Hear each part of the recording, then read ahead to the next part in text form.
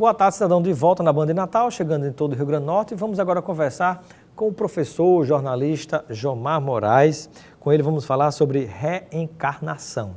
Ele está com esse livro muito bacana que lançou, vai ter outras oportunidades de lançamento também, e vai conversar com a gente, né? Evidências, dúvidas e controvérsias em torno de uma crença universal. Bem-vindo, Jomar Moraes, ao nosso Boa Tarde, Cidadão.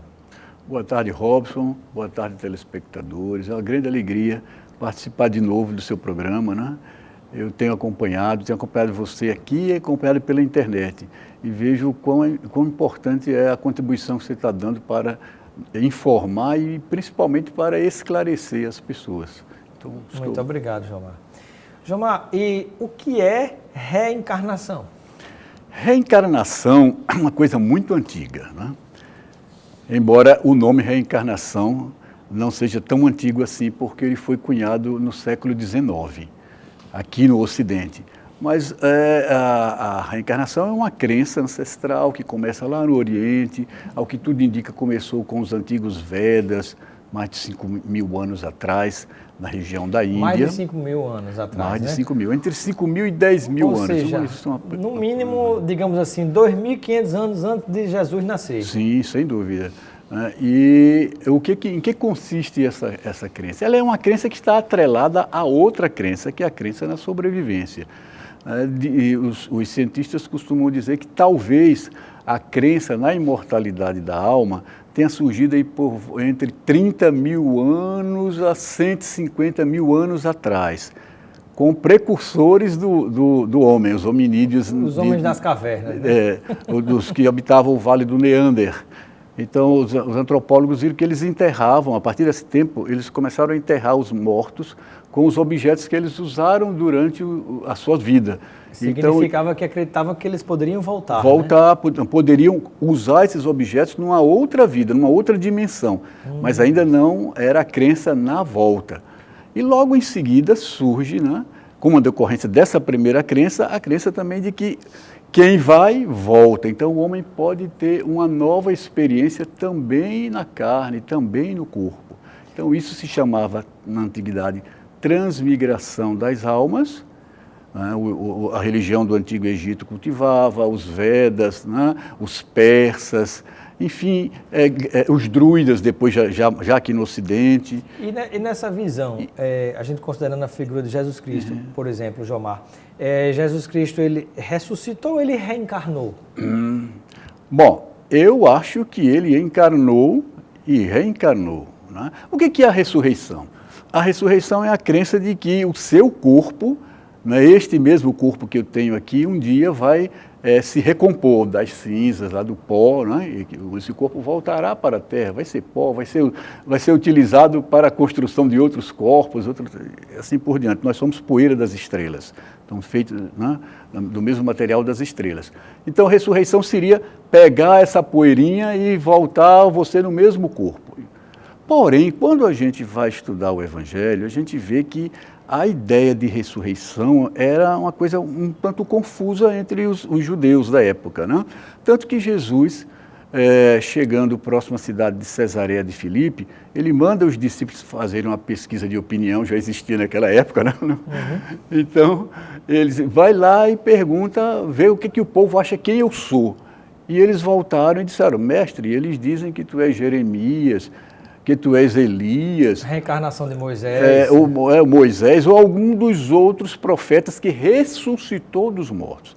Ora, Jesus tinha uma outra aparência, Jesus tinha uma outra personalidade, entendeu? Então a gente vê que mesmo entre o povo judeu havia essa mistura, essa ideia de que as pessoas podiam voltar a viver em um novo corpo. Se eles chamavam isso ressurreição, não tem problema, mas isto é reencarnação. Os apóstolos de Jesus, que são aqueles mais iluminados, vamos dizer assim, que estavam mais próximos do Mestre, eles também tinham essa ideia. Quando Jesus vai ao Monte Tabor orar e ele passa pelo processo de transfiguração, ao lado de Jesus aparecem Moisés e Elias, ou seja, duas pessoas que já tinham morrido, já era um fenômeno de comunicação, né, com mortos. Então, terminado aquele fenômeno, os apóstolos perguntam a Jesus, mestre, é verdade a tradição dos escribas de que antes que o Messias venha, virá de novo Elias? E Jesus diz, é verdade, essa tradição está correta, porém Elias já veio e eles não o reconheceram. E a letra do Evangelho diz o seguinte, então aqueles que ouviram entenderam que ele lhes falara de João Batista.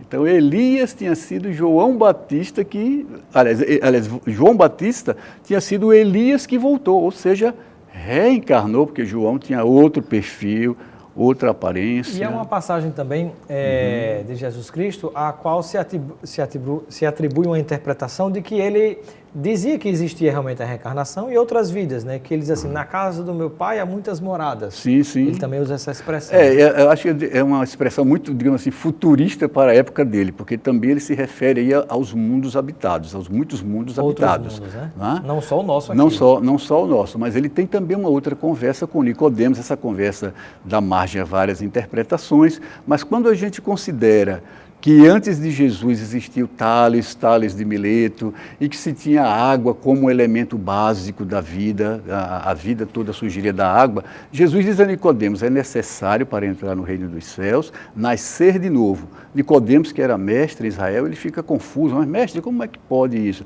Diz, nascer da água e do Espírito.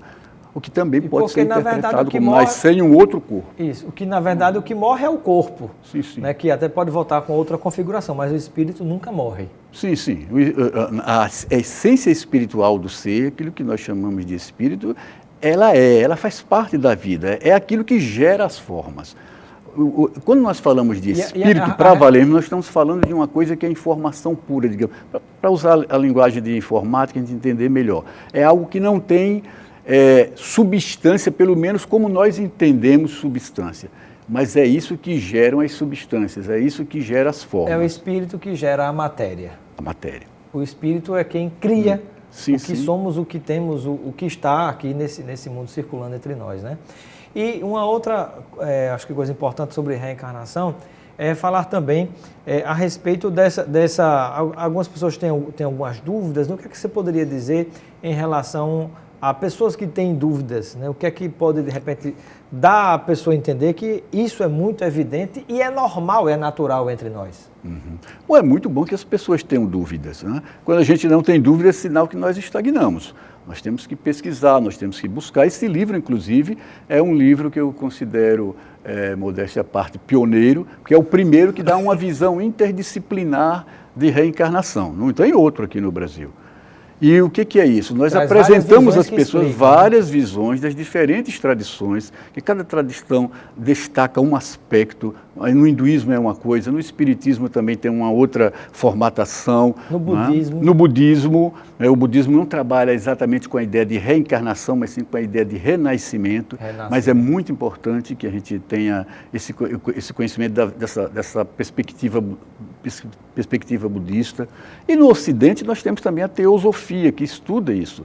Aliás, foram o Espiritismo, de Allan Kardec, e a Teosofia, da Helena Blavatsky, que passaram a divulgar no século XIX a reencarnação no Ocidente.